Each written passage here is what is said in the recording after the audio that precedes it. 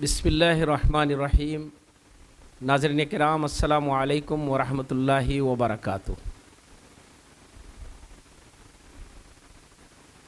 آج کے حالات میں ہمیں اور آپ کو جتنی اپنی فکر کرنی ہے، آئندہ آنے والی نسلوں کی بھی اس سے زیادہ فکر کرنی۔ جتنا ہمارے اوپر اپنی ذمہ داری ہے، اتنی ہی ذمہ داری ہمارے اوپر آئندہ نسلوں کی بھی، اور نسلوں کی ہی نہیں، سماج اور سوسائٹی کی بھی ہے، ملک اور قوم کی بھی ہے، انسانیت کی بھی ہے۔ اس پس منظر میں ہمیں اپنے آپ کو کیا کچھ کرنے کی ضرورت ہے، ہم کیسے اپنے آپ کو تیار کریں کہ آئندہ آنے والی نسلیں بن جائیں، سنور جائیں، یہ سماج اور سوسائٹی ان کے ذریعے بھلائی کی طرف چل پڑے اور امن و سکون کی فضا ہموار ہو جائے۔ ناظرین، یہ بڑا اہم موضوع ہے۔ اس موضوع کا تعلق ہم سے ہے، ہماری ذات سے۔ ہم کو اس میں کچھ کرنا ہوگا۔ ہم بحیثیت مسلمان اور بحیثیت انسان اس کے پابند ہیں کہ اپنے آپ کو آئندہ نسلوں کے لیے وقف کریں۔ اس میں ہماری بھی بھلائی ہے۔ آج سماج کے سامنے جو چیلنجز ہیں، ماں باپ کے سامنے جو چیلنجز ہیں، اس میں ایک بڑا چیلنج یہ ہے کہ نئی نسل، نوعمر بچے اور بچیاں، ہمارے نوجوان، وہ مشکلات پیدا کر رہے ہیں۔ ان کی طرف سے کچھ ایسی چیزیں آ رہی ہیں جو ہمارے لیے تکلیف دہ ہیں، ہماری سوسائٹی اور ہمارے سماج کے لیے نقصان دہ ہیں۔ اس کی ذمہ داری کس پر ہے؟ ہمارے اور آپ کے اوپر ہے۔ ہمیں اور آپ کو اس کے لیے سوچنا ہوگا۔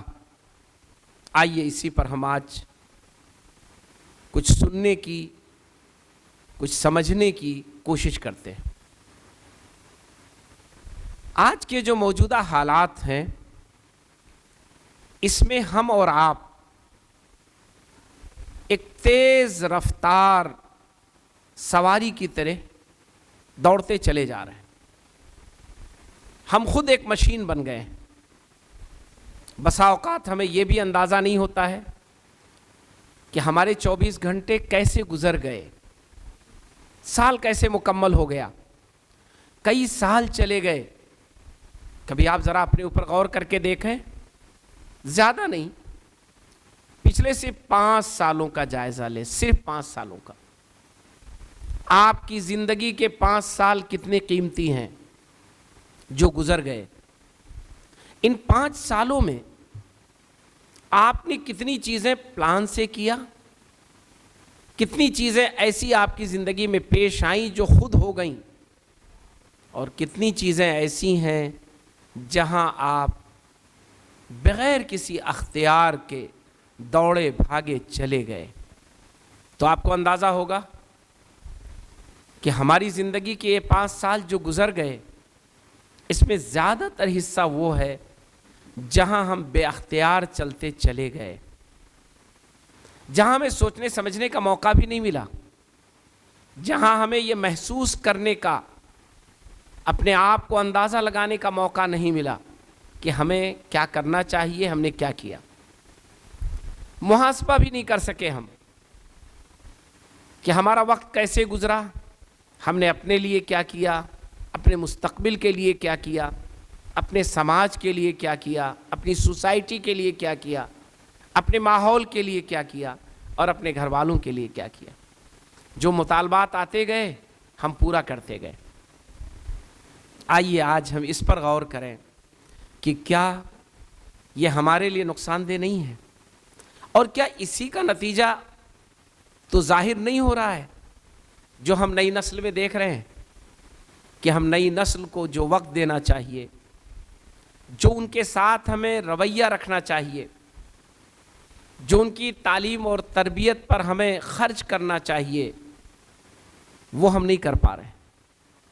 ایک چیز کرتے جا رہے ہیں، ان کے کھانے پینے کا اچھے سے اچھا انتظام، کیونکہ اس کا مطالبہ وہ کرتے ہیں۔ انہیں کسی اسکول، کسی مدرسے، کسی انسٹیٹیوٹ میں ڈال دینا، کسی کالج اور یونیورسٹی میں بھیج دینا تاکہ ان کا کورس مکمل ہو جائے۔ لیکن آپ ذرا سوچیں کہ کیا اتنے سے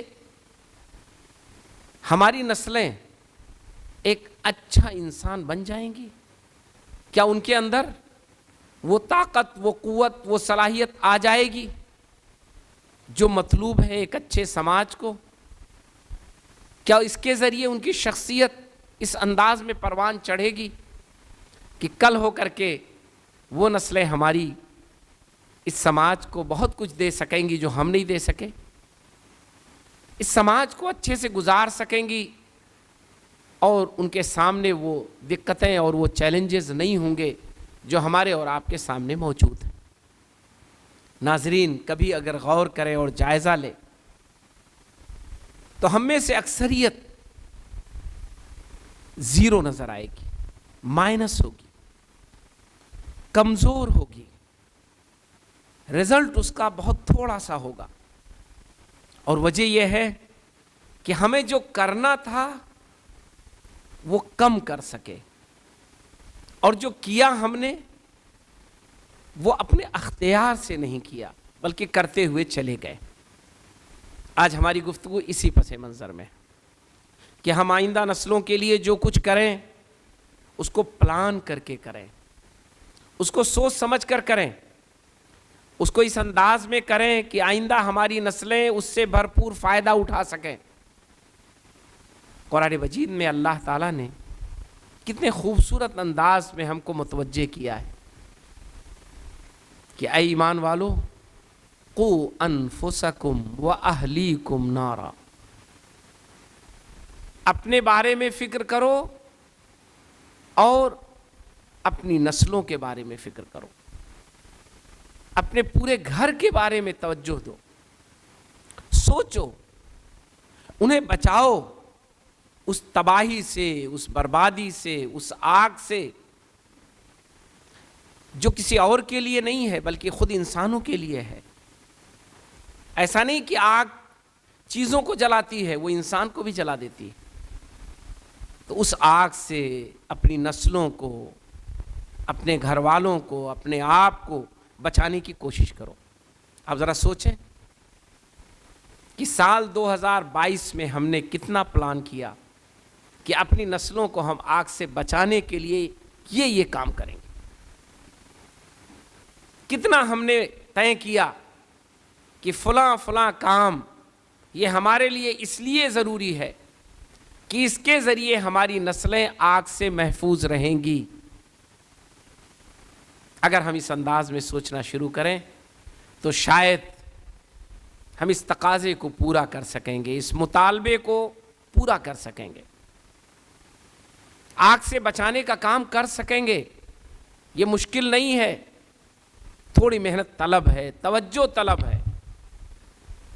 ہم آپ ہمیشہ سوچیں اس بات کو کہ ہم اس کام کو کبھی نہیں کر سکتے جو بہت مشکل ہو۔ ہم سوچتے ہیں، نروس ہو جاتے ہیں۔ ہم توجہ دے کر کام کریں تو مشکل سے مشکل کام بھی بہت اچھے سے کر لے جائیں گے۔ اللہ نے یہ صلاحیت ہمارے آپ کے اندر دی ہے، اور ہمیشہ اللہ تعالیٰ نے جو صلاحیت ہمارے آپ کے اندر دی ہے اسی کا مطالبہ کیا ہے، اسی کی ڈیمانڈ ہے اس کی طرف سے۔ ہم بچا سکتے ہیں اپنے آپ کو آگ سے، بچا سکتے ہیں اپنی نسلوں کو آگ سے، اسی کا تو مطالبہ ہے اللہ تعالیٰ کا کہ بچاؤ اپنے آپ کو اور اپنی نسلوں کو، اپنے گھر والوں کو آگ سے۔ اس کے لیے ہمیں پلاننگ کی ضرورت ہوگی، پلان کرنا پڑے گا، سوچنا پڑے گا، تدبیر کرنی پڑے گی۔ اپنی حیثیت، اپنی استطاعت، اپنی امکانات کے لحاظ سے ہمیں ان سب چیزوں کو کرنا پڑے گا، اور یہی تو ہماری ہمیشہ دوڑ بھاگ رہتی ہے۔ ہم کچھ نہ کچھ تو کرتے ہی رہتے ہیں، لیکن بس بے سوچے سمجھے جو ہم کرتے ہیں اس کا رزلٹ ہم کو نہیں ملتا ہے۔ اسی کو سوچ کر کریں تو انشاءاللہ رزلٹ ملے گا۔ اس لیے بھی آج ہم کو کرنے کی ضرورت ہے کہ ہماری نئی نسلوں کے سامنے بڑے چیلنجز ہیں۔ اس وقت ٹیکنالوجی نے جو ہمارے لیے سہولیات پیدا کی ہیں، ہمارے سامنے بہت ساری جو نئی ایجادات آئی ہیں جن سے ہم فائدہ اٹھا رہے ہیں، انہی نے ہمارے سامنے مشکلات بھی پیدا کر دی ہیں، مسائل بھی پیدا کر دیے ہیں۔ ایسی چیزیں سامنے آ گئی ہیں جو ہماری تباہی کا سامان ہیں، ہماری نئی نسلوں کو تباہ کرنے والی ہیں، برباد کرنے والی ہیں، اور ہماری نئی نسلیں اس میں مصروف ہیں، لگی ہوئی ہیں۔ ہم اپنے کو تھوڑی دیر سکون سے رکھنے کے لیے اپنے بچوں کو موبائل دے دیتے ہیں۔ تھوڑی دیر کے لیے ہم یہ سمجھتے ہیں کہ ہمیں گھر میں سکون مل گیا، بچے بڑے خاموش ہیں، کہیں کونے میں جا کر بیٹھ کر وہ کچھ کر رہے ہیں، پورا گھر بڑا پرسکون ہے۔ یہ سکون ان کی زندگی کو تباہ کرنے والا ہے، یہ سکون آپ کے مستقبل کو تباہ کرنے والا ہے، یہ سکون نہیں ہے، یہ اس طوفان کا پیش خیمہ ہے جس طوفان میں آپ ٹھہر نہیں سکیں گے، آپ کے بچے، آپ کی بچیاں نہیں ٹھہر سکیں گے۔ ایسے نتائج سامنے آنے شروع ہو گئے ہیں، ایسی چیزیں سامنے آنی شروع ہو گئی ہیں کہ بچے موبائل کے اس قدر عادی ہوتے جا رہے ہیں کہ ان کی روح نکال لینا ان کے جسم سے آسان ہے، لیکن ان کی جیب سے موبائل نکالنا مشکل ہے۔ وہ اپنی قیمتی سے قیمتی چیز، اپنی اہم سے اہم خواہش سے دستبردار ہو جائیں گے، اپنے آپ کو فرمانبردار بنا لیں گے، بات مان لیں گے، لیکن موبائل کے سلسلے میں وہ آپ کی بات نہیں سنیں گے۔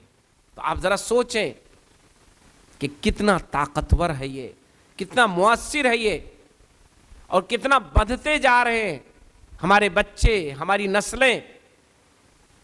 اس لیے ہمیں سوچنے کی ضرورت ہے، اس لیے ہمیں پلان کرنے کی ضرورت ہے، اس لیے ہمارے سامنے چیلنج ہے، ہمیں اس پر آگے کام کرنے کی ضرورت ہے۔ اگر ہم ایسا نہیں کریں گے تو جب طوفان آ جائے گا تو اسے روک نہیں سکیں گے، اس کا مقابلہ نہیں کر سکیں گے۔ سیلاب آنے کے بعد باندھ باندھنا مشکل ہوتا ہے، ناممکن ہوتا ہے۔ سیلاب آ جائے تو پھر بہا لے جاتا ہے۔ آج ہماری نسلوں کے سامنے بھی یہی سب سے بڑا چیلنج ہے کہ وہ سیلاب جو ہمیں دکھ رہا ہے، آنے والا ہے، اس سیلاب سے کیسے ہم انہیں بچائیں، آج ہم کیسے ان کے سامنے وہ باندھ لے جائیں کہ کل اس سیلاب کے وہ شکار نہ ہوں۔ یہ ہمیں کرنا ہے۔ ہماری نئی نسلوں کے لیے یہ بہت بڑا تحفہ ہوگا۔ آپ بڑی اچھی پراپرٹی بنا کر جائیں، بڑا اچھا مکان بنا دیں، بڑی ساری چیزیں مہیا فرما دیں، بہت کچھ وسائل آپ اکٹھا کر دیں، بڑے سے بڑے کاروبار کو آپ کر دیں، یہ بہت اچھا کام ہے، بالکل غلط نہیں ہے، کیجئے۔ جتنا کچھ کر کے جائیں گے وہ آپ کے لیے دعائیں دیں گے، خوش ہوں گے۔ وہ نبی کریم صلی اللہ علیہ وسلم نے ارشاد فرمایا کہ تم اپنی اولاد کو ہاتھ پھیلانے والا مت چھوڑ کر جاؤ، تمہارے لیے بہتر یہ ہے کہ تم انہیں لوگوں کے سامنے ہاتھ پھیلانے والا نہ بنا کے جاؤ، بلکہ انہیں اس طرح بنا دو کہ وہ کسی کے سامنے ہاتھ نہ پھیلائیں، کسی کے سامنے اپنی ضرورت نہ رکھیں، ان کی ضرورتیں پوری ہو جائیں، وہ آسودہ حال ہوں، وہ مطمئن ہوں، ان کے پاس چیزیں ہوں، موجود ہوں۔ نبی کریم صلی اللہ علیہ وسلم نے یہ رغبت دی ہے، نبی کریم صلی اللہ علیہ وسلم نے ہم سے یہ کہا ہے، تو آپ کیجئے ان کے لیے۔ لیکن ان کے لیے یہ سب ہونے کے باوجود اگر ان کے زندگی کا سکون چلا گیا، ان کا خوشحال مستقبل ڈسٹرب ہو گیا، ان کا ذہن خراب ہو گیا، ان کی ثقافت بگڑ گئی، ان کے اندر وہ برائیاں آ گئیں جو انہیں تباہ و برباد کرنے والی ہیں، تو یہ ساری کی ساری چیزیں ان کے لیے مفید نہیں ہوں گی. اس پر توجہ دینے کی ضرورت ہے. آج ہمارا جو کام ہے وہ یہ ہے کہ ہم ان تمام چیزوں کے ساتھ جو کوششیں کرتے ہیں اپنی نسلوں کے لیے، ایک کوشش کر لیں. وہ کوشش ہے ان کی اچھی تربیت، ان کا اچھا ذہن بنانا، ان کے ذہن و دماغ میں وہ ویلوز ڈالنا جس کی بنیاد پر وہ ایک اچھے انسان بن سکیں.